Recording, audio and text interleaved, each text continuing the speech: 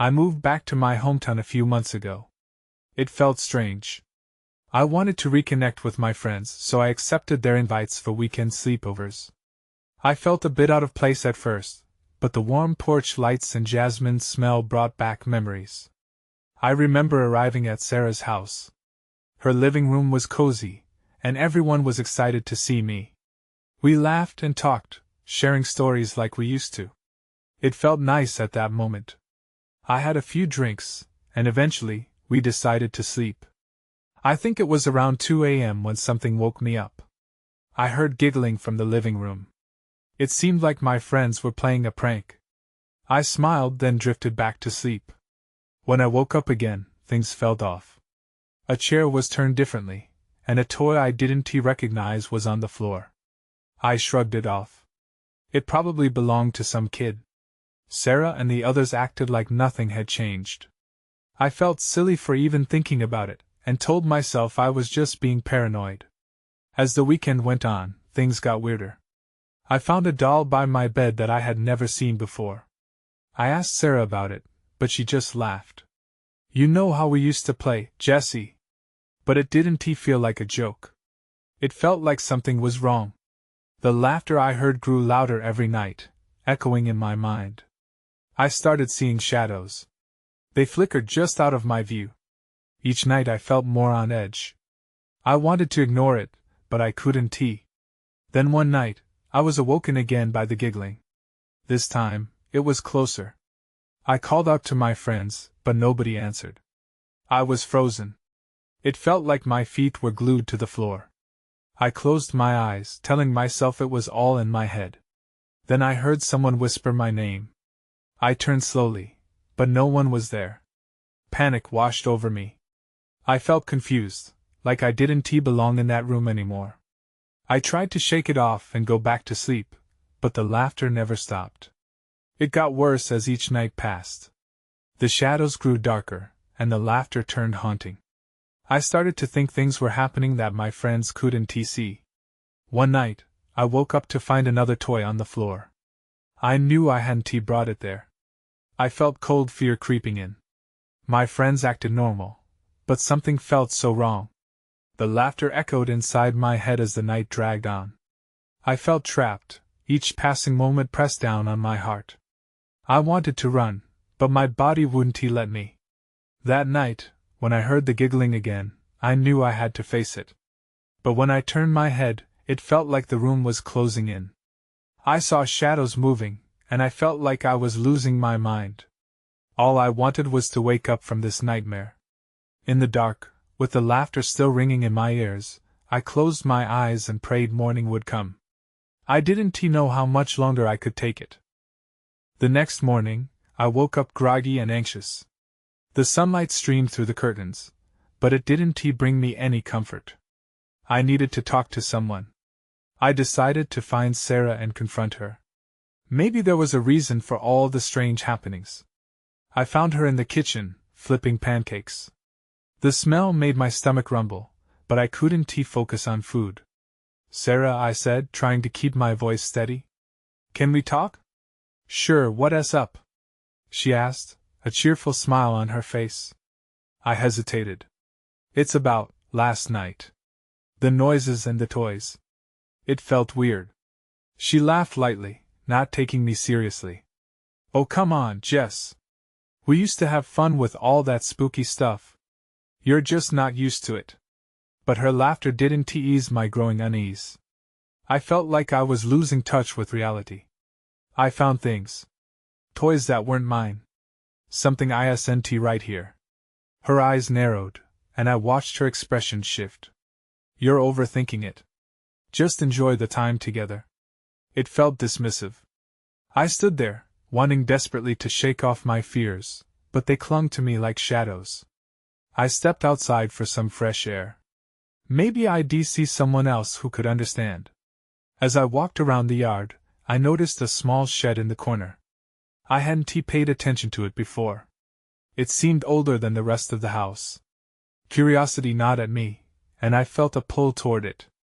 I glanced back at Sarah, but she was too busy in the kitchen to notice. I approached the shed slowly, the wooden door slightly ajar. My heart raced. What if there was something inside? I pushed the door open, and it creaked ominously. Inside, it was dark and cluttered. Old garden tools, cobwebs, and boxes lined the walls. Then I saw something catch my eye. At the back, under a tarp, there was a small trunk. I felt drawn to it, my hands trembling as I reached out. Did it contain dolls? Maybe even a strange toy that belonged to whoever had been here before? But as I lifted the tarp, a chill ran through me. The trunk was dusty and locked tight. I tried to give it a tug, but it wouldn't budge. I stepped back, my mind racing with possibilities. What was hidden inside? That's when I heard its soft, childlike laughter echoing behind me. I turned, but no one was there. The air turned colder, and I felt something watch me. My instincts screamed at me to leave, but I was rooted to the spot. Then I saw it, a small figure, just beyond the shadows of the shed, flickering in and out of view. It looked like a child, but something wasn't right. Jessie, it whispered, the voice echoing as if from both near and far. I stumbled back, heart pounding. I had to get out. I turned and sprinted back to the house, the laughter still trailing after me like a ghost. I pushed through the door and shut it behind me, locking it tight. But deep down, I knew I couldn't escape. My friends' faces blurred in my mind. Had they really been my friends all along? All I could feel was a growing dread, as if the laughter was no longer a game, but a threat. And then, as if to confirm all my worst fears, I heard the faint laughter again, this time loud and closer, merging with a whisper. We're just getting started, Jessie. I leaned against the door, hands shaking. The laughter danced in my ears, a cruel reminder of my dread. I needed to think. The house felt too quiet now, every creak sounding like a warning. I glanced around, hoping to find some sense in the madness. I stepped into the living room, where the flickering light cast erratic shadows across the wall. My heart raced again. I had to confront Sarah. She had to know what was happening. But the fear of her dismissing me again held me back. I heard her humming in the kitchen, blissfully unaware of the nightmare that was growing in my mind. I moved closer to the hallway, peering around the corner. She was stirring batter, and her back was turned. Sarah, I called out, my voice steadier than I felt. Can you come here for a second? She turned, her face brightening as she wiped her hands on a dish towel. What's up? You look like you've seen a ghost. I took a deep breath. I think something is wrong. I heard things outside. That laughter, it's not just in my head. Her smile faded, replaced by confusion. Jess, it's just the sound of the house settling. You used to love being scared like this. Don't overthink it. I couldn't believe her. I found a trunk in the shed. It was locked, but there's something in there. That caught her attention. A trunk? You shouldn't go poking around in there. It's just junk. Maybe, I said, urgency bubbling up. But I felt something. Something not right. Can't you just listen to me? The laughter echoed again, clearer this time. I felt the hairs on the back of my neck stand up. Sarah, please. Just come with me. Fine, she sighed, sounding annoyed, but at least she followed me outside. As we walked toward the shed, I kept glancing at her to see if she sensed the change in the air. The chill wrapped around us. I hesitated before stepping inside, and she walked right past me, not even shivering under the shadows. See? She said, rolling her eyes. Just tools and dust. But I wasn't looking at the old tools anymore. I was staring at the trunk, feeling its weight pull at me. Maybe it was meant for someone else. Maybe we shouldn't have come here. Jess, you're being dramatic, she said, but there was a flicker of uncertainty in her voice. I stepped closer to the trunk, my heart racing. The locked surface seemed to whisper to me. What's inside? Stop it, she snapped, this time sounding more irritated than amused. You really need to stop thinking it's something supernatural. Before I knew what was happening, I reached for the trunk again. I need to know, I exclaimed, the desperation in my tone rising. Then everything went dark. The door behind us slammed shut, and the laughter roared around us, a deafening chorus of voices.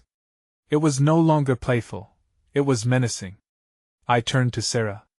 Her face was pale, and for the first time, I could see the fear in her eyes. "We're not alone," I said, my voice trembling. I didn't want to admit it, but I felt it in my bones. The shadows shifted, and I realized with terror that something was forming from the darkness. It was coming for us. My mind raced, and I had to think fast. "Get out!" I shouted, but the laughter only grew louder.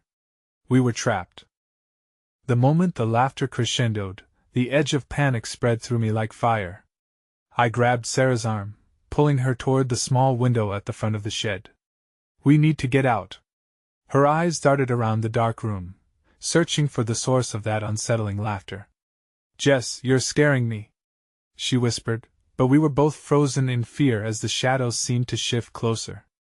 I strained against the door, but it wouldn't budge. "Help me!" I shouted, my voice rising in desperation. We pushed against the door together, but it felt like concrete, solid and unyielding. Then the laughter morphed, taking on distorted voices, not just one, but many. They echoed our names, and I felt a sick chill twist in my gut. "No, this can't be happening," I whispered, my mind racing. "What is this? Maybe it's a joke? A prank?" Sarah suggested, her voice trembling. "Somebody is messing with us." "Prank? In a shed? In the middle of nowhere?" I snapped, giving in to desperation. "This isn't funny." Suddenly, the trunk between us rattled as if something inside was trying to escape. The laughter broke into gasping chuckles, and shadows crawled from the corners, pooling around our feet. I knew in that moment we weren't simply trapped, we were being watched. "Jess, what do we do?" Sarah asked, her voice barely above a whisper. I could feel my chest tightening. "We have to open the trunk. It's the only way." As I stepped back toward it, I noticed a strange glow pulsing from the cracks in the trunk's surface. It's calling me," I mumbled, barely able to process my thoughts. "Jess, don't!" Sarah exclaimed, pulling at my shirt. But I was already kneeling, feeling the heat radiate off the trunk. With shaking hands, I grasped the latch. At that moment, the shadows lunged forward, swirling around us like a dark vortex, joining the cacophony of laughter. I took a breath and yanked the latch. To my shock, it gave way. The lid flew open. My heart pounded as a cloud of mist poured out, dancing in the air, obscuring everything. "What is happening?" I gasped, choking on the cold, damp air. Then I saw something glimmering within the fog. It caught the dim light, reflecting it like shards of broken glass. But before I could see what it truly was, the laughter reached a deafening pitch, and the shadows surged forward, filling the shed with a furious wind. "Run!" I screamed.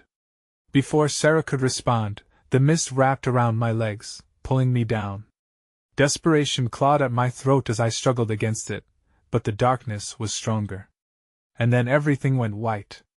When the light faded, I found myself lying on the shed's floor, gasping for breath.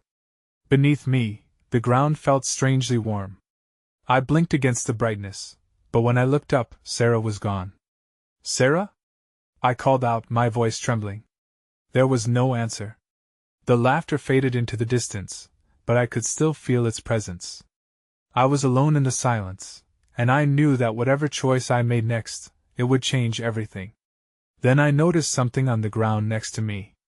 It was a locket, glinting in the light. I picked it up, and that's when the realization hit me. It wasn't just a locket, it was hers. And suddenly I understood. This was only the beginning. I stood there, heart racing, staring at the locket. It felt warm in my hand, almost as if it was alive. I turned it over, feeling the delicate engraving of a rose on the back. "Sarah," I whispered, feeling the weight of the object pressing down on me. Where was she? I could still hear the echoes of our laughter fading together, now hollow and eerie. I quickly got to my feet, scanning the shed, my breath coming in shallow gasps. The faint brightness felt stifling now. I needed to find a way out, find her. The door still looked locked tight, but the window. I rushed to it, pushing against the frame. It rattled but wouldn't budge. I glanced back at the trunk, a sense of dread creeping over me. What was in there? You can't just leave it, a voice echoed in my mind, one I didn't recognize but somehow felt familiar. It was almost tempting, like the laughter had returned with a warning. You'll regret it. What am I supposed to do? I asked aloud, as if expecting an answer. I didn't want to go back to the trunk, not after what it had unleashed. But I couldn't just abandon Sarah, not without knowing what happened. Taking a deep breath, I returned to the trunk. The mist had cleared slightly, leaving a faint residue that made the air chillier. I peered inside, uncertainty gnawing at my thoughts. The glow had dimmed, but there were still shapes within the fog, shifting and flickering just outside my line of sight. Please, just show me, I pleaded. My voice was barely more than a whisper, begging for clarity amidst the chaos. As if in response, a soft light flickered, illuminating a small object at the bottom. I reached in, feeling the fog swirl around my fingers again. The cold sensation sent shivers down my spine, but I pressed on. My fingers brushed against something smooth and cool. I pulled it out, revealing an old photograph. It was faded and crinkled, showing Sarah and me standing beside the shed a long time ago, smiling at the camera. However, there was something off about it. In the background, shadowy figures loomed beside us, undistinguishable but ominous. What the hell? I breathed. Was this some kind of sick joke? My heart sank as I noticed the edges of the photograph were burnt, like it had been pulled from a fire. I turned it over, hoping for an explanation, but there was none. Just more questions. Then, I heard a noise behind me, a soft rustling. Panic gripped me, and I spun around, gripping the photograph tightly. Hello? I called out, my voice trembling. The shadows in the corners of the shed flickered, writhing as if they were alive. Nothing answered, but then, a figure stepped into the light. I squinted, trying to make sense of who it was. The face was familiar, but twisted and distorted in ways I couldn't understand. Jess, it rasped, voice low and haunting. You called for me. I stumbled back, breath caught in my throat. Who are you? But before it could answer, a crash echoed from outside. Debris fell away from the shed as I felt the ground tremble beneath me. This was no longer just a shed, it felt alive, and whatever held us captive was pushing through. I had to make a choice, face the figure or run for the door. As the laughter started anew, a shriek escaping its grip, I pulled myself together. Sarah! I shouted again, bracing myself against the sudden rush of wind. I had to break free, had to understand what was happening. And I would find her. I would find a way. I felt like the ground was falling away beneath me, and just as the figure, whoever it was, got closer, I bolted for the door. My heart hammered in sync with the chaos around me. I could hear the thing behind me, its breath hot and ragged. The door rattled again as I twisted the handle. It wouldn't budge. I screamed, pulling at the wood, desperate to escape. Let me out! I pleaded, kicking the door with all my strength. A crack. It shifted just a bit. I slammed my shoulder against it, and this time, it burst open. I stumbled out, falling onto the damp grass outside. The shed loomed behind me, dark and foreboding. I turned back, eyes wide. Nothing followed. The creaking door hung ajar, revealing the ticking shadows dancing within. A gust of wind whipped around me, and I felt the chill of it slicing through the air. Sarah! I called again, panic spilling from my lips. I scanned the yard, every shadow feeling like it held a secret. Then I saw a movement in the distance. I squinted, heart leaping. There was a figure just beyond the tree line, moving fast. Sarah! I screamed again, tearing off toward that silhouette. Every step felt heavy, like I was wading through mud. The laughter from the shed echoed in my ears, but this time, there was something different about it. It felt almost mocking. As I closed in on the figure, I realized it was running away from me, darting deeper into the woods. My legs pushed me forward even faster. I needed to catch up, needed to see if it really was her. I could make out her hair, the soft curls I recognized. But before I could call out again, she disappeared behind a thick thicket. When I reached the spot where she vanished, I hesitated. I could hear the rustling of leaves ahead. The air felt thicker, heavy with an unnatural tension. I could still sense something looming, something watching. "Sarah!" I shouted one last time, my voice breaking. No response. Just the chill of the woods swallowing my sound.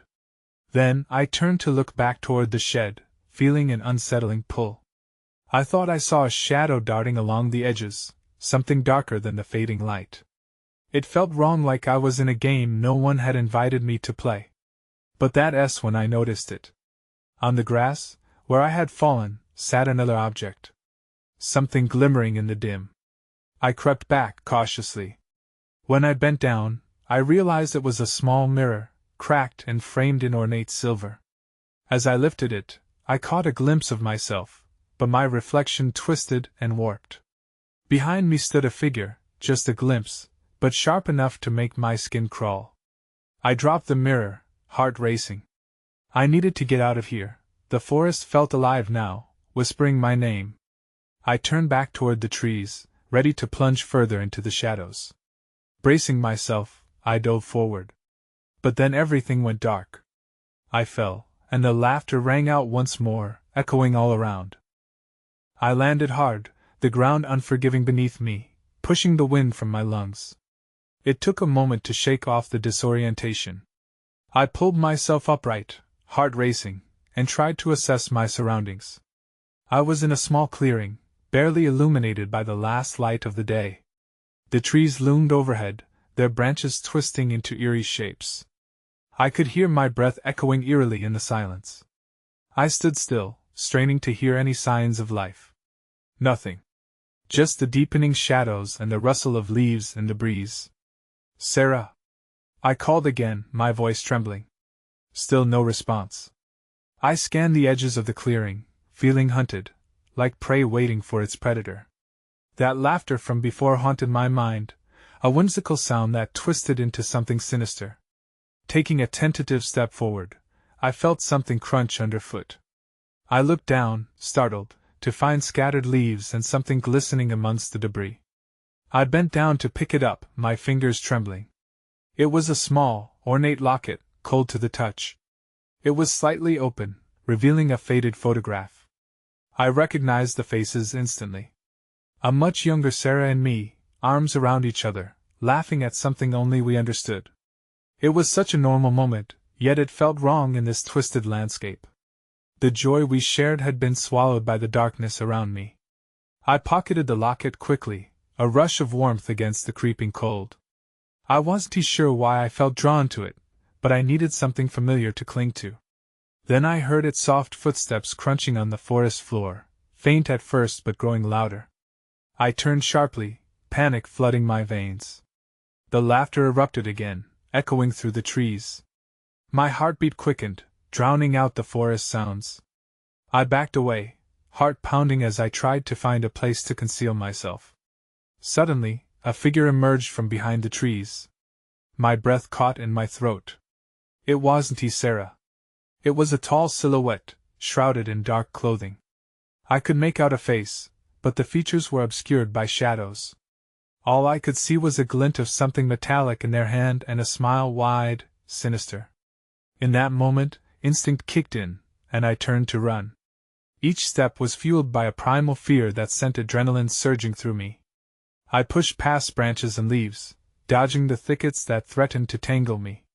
But the laughter echoed after me, weaving through the trees taunting. Fighting to stay steady, I dove through a bramble and stumbled into another clearing. This time, though, it felt different, a maze of mirrors, each reflecting distorted images of my panic-stricken face.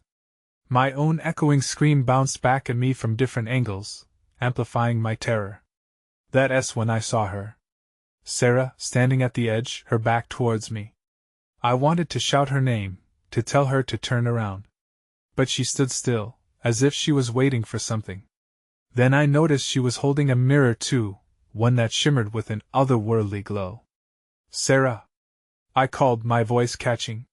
But the moment I did, the laughter intensified. The trees trembled, and shadows shifted. A quick glance back told me the figure was closing in. I had to act, and I had to act now.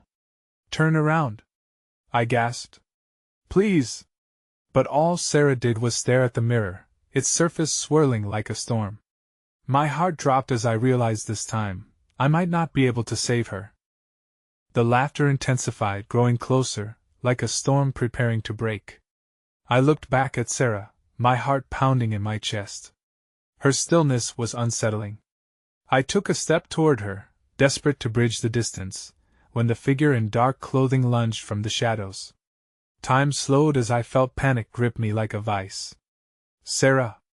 I shouted again, but my voice was lost in the chaos that erupted.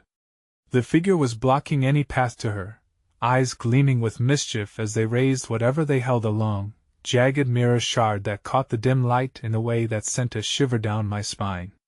With a surge of fear, I whipped around, my instincts telling me to find shelter, to escape. The maze of mirrors twisted in every direction, and I had no idea which way was out. I caught distorted glimpses of myself, sweat beading on my forehead, face etched with terror.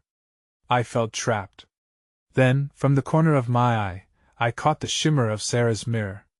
It flickered, revealing a ripple of a different scene, a glimmer of sunlight, laughter, and was that me? I squinted, trying to make sense of it. The images were moments we'd shared, birthdays, trips, and silly jokes that felt so long ago.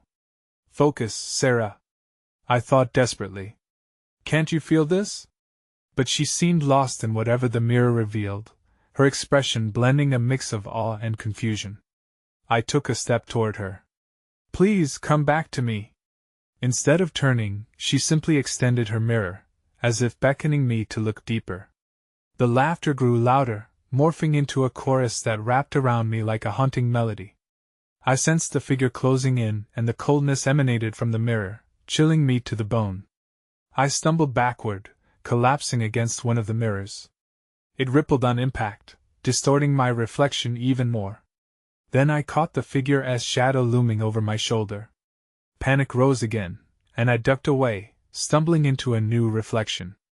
Each one showed not just me, but a different version of what could happen. Some happy, some terrifying. That's when I saw it, a flash of movement behind the mirrors. A glimmer in the distance that didn't belong. A door? I couldn't be sure. My heart raced. Exit or not, it felt like hope amidst despair. Without a second thought, I sprinted toward it. As I ran, I felt the metallic taste of fear on my tongue. I could hear the figure growling behind me, chasing me through the maze. Each turn I took was desperate, fueled by the need to save Sarah and escape this nightmare. Just as I reached the mere outline of the door, darkness swallowed me whole.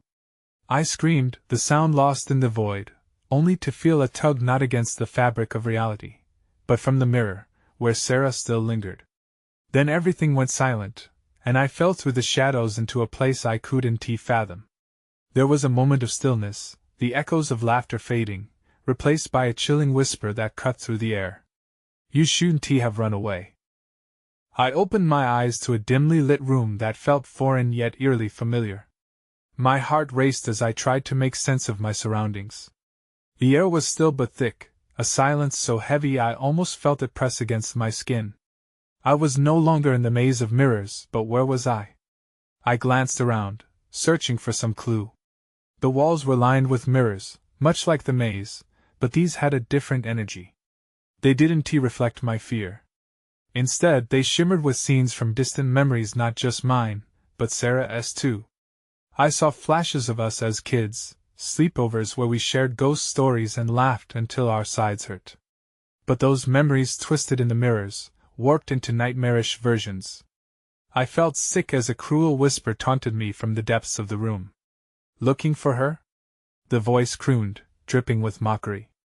I turned to find the figure from before, now standing confidently at the other end of the room. The jagged mirror's shard gleamed in their hand, and shadows danced around them, seeming to breathe with each word. I inched back, instinctively wanting to distance myself from the unknown threat. Whereas Sarah? What have you done to her?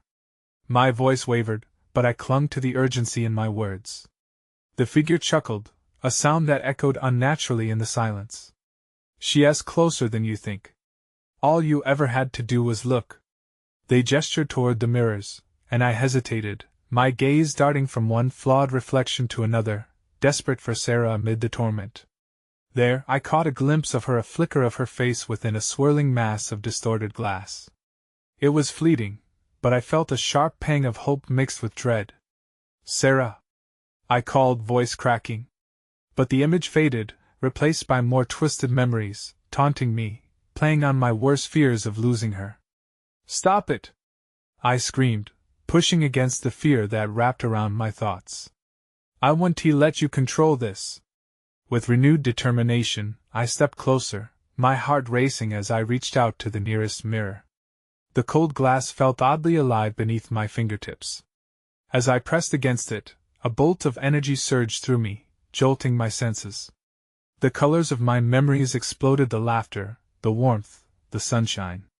I felt driven to break through this illusion, to reach Sarah and pull her back. But the figure stepped forward, baring their teeth, eyes glowing with dark amusement. You think it's that easy? You'll need more than memories to save her. You have to face your own darkness. But I wasn't about to let fear dictate my actions anymore. I felt an intensity rising within me, something powerful. I had to act. I tore my gaze from the laughing shadows, focusing solely on the memory of Sarah. I envisioned her smile, her tenacity, the bond we shared. Suddenly, the mirrors reacted. They trembled, shaking as if my energy was dismantling their hold. Bright bursts of light shot out from the center, and for a moment, I thought I could hear Sarah calling to me, breaking through the cacophony of laughter. I had to believe she was still there. As the room churned with energy, I felt a solid determination rooted in my very core. I'm coming for you, Sarah! I shouted, preparing to jump forward, not knowing what would happen next, but knowing I had to find her at all costs. Then the laughter reached a fever pitch, and a chilling echo enveloped me once more. It felt like I was being pulled in two different directions, and just as I was about to break through, the world cracked again, darkness closing in. I gasped, the air rushing back into my lungs as I stumbled forward, my hands grasping for something solid. This time, I found myself sprawled in an all too familiar place, the front porch of Sarah's house. The porch swing creaked softly, and the jasmine smell filled the air, but everything felt wrong. The world outside was eerily muted, colors dimmer than they had ever been. Sarah! I cried, scrambling up to my feet. I was disoriented, but I had to find her. Something deep in my gut told me she was close, though I couldn't see her. The laughter, though far off, still lingered in the air like smoke from a recent fire, curling around my senses. I stepped down from the porch, trying to shake off the feeling of unease that clung to me. I jogged around the corner of the house, scanning every inch of the yard. Then I saw at the shed, standing quiet and still, like a silent sentinel keeping watch. Anxiety gripped my heart. Images of the dark figure, the mirrors, and Sarah rushed back to me. Was she trapped inside? I stepped closer, trying to push down the dread creeping into my mind. As I approached, the door swung open of its own accord, creaking as it revealed the dim interior. No laughter, no frightening shadows. Just silence. With shaking hands, I peered inside. My heart raced as I thought about the last time I was here when the world felt so turned upside down. Sarah! I called again, testing the air for any sign of her presence. It was too quiet. The apprehension gnawed at me, but I took a step forward. The trunk lay still, shrouded in mystery. The air around me felt charged, like the calm before a storm.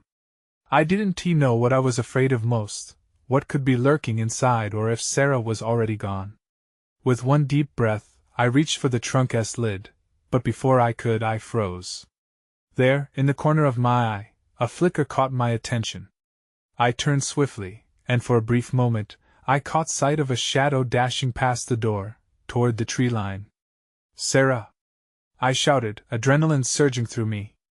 I raced out of the shed, following the figure just beyond the trees. As I crossed the threshold, the warmth of the sunlight flooded me, but the shadows still held their secrets. "Wait!" I pleaded, as I sprinted into the woods. The laughter returned, echoing through the branches, wrapping around me like a cold embrace that stifled my breath. I chased the figure, adrenaline mingling with the need to find her. This had to be Sarah, it had to be. Branches grasped at my arms, tearing at my skin as I maneuvered through the underbrush. I could see the figure again, still just out of reach, weaving through the trees. "Please don't disappear," I shouted. "I'm right behind you." Then I tripped on a root, tumbling to the damp earth. A flicker of movement caught my eye. I looked up, breathless, to see the figure turn around. It was her. It was Sarah. "Jessie!" she called, her voice echoing through the woods, a sound both haunting and joyous. "Sarah!" I gasped, scrambling back to my feet. I rushed toward her, the laughter fading momentarily behind me as I focused on her face, radiant and alive amidst the shadows. The moment I reached her, I grabbed her shoulders, relief washing over me like a wave. "What happened?" I breathed, searching her face for the signs of whatever darkness had claimed us. But there was something different about her eyes. They shimmered with a knowledge both familiar and unsettling. I saw it, Jess," she whispered. "When you opened the trunk, it showed me everything our past, our fears, but there's more." She hesitated, her lips pressed into a line, uncertainty dancing across her features. "We have to go back," I insisted, gripping her tighter. "We can't let it win. I know the shadows, they weren't just trying to scare us. They want something from us, and I think they want to keep us here." Suddenly, the laughter erupted around us again, vibrant and alive, no longer menacing, but somehow joyful. However, the sounds felt like mockery, as if we were participants in a game we never agreed to play. The ground shivered, and I could feel the pull of the shadows at the edges of my awareness, trying to lure me back. "No!" I shouted into the darkness, pushing against the unfathomable force. "You can't take us." I turned back to Sarah, determination fueling me. "What do we do?" Her brows furrowed as she tried to collect her thoughts. "We have to confront it together. If we can hold on to our memories, it can't have us." The laughter surged again, and this time it didn't sound at all playful. It felt like danger. "Hold on to what?" I pressed. "How do we fight something that lives in our past? Every moment we've shared, every laugh, every joy," she urged. "That's our strength." I nodded, drawing from the well of our shared experiences. As I recalled our favorite memories, the warmth from them began to push back against the cold shadows that encroached, and I felt Sarah's energy intertwine with mine. The shadows fought back, swirling around us like a storm, but instead of feeling fear, I felt empowered by the memories flooding my mind.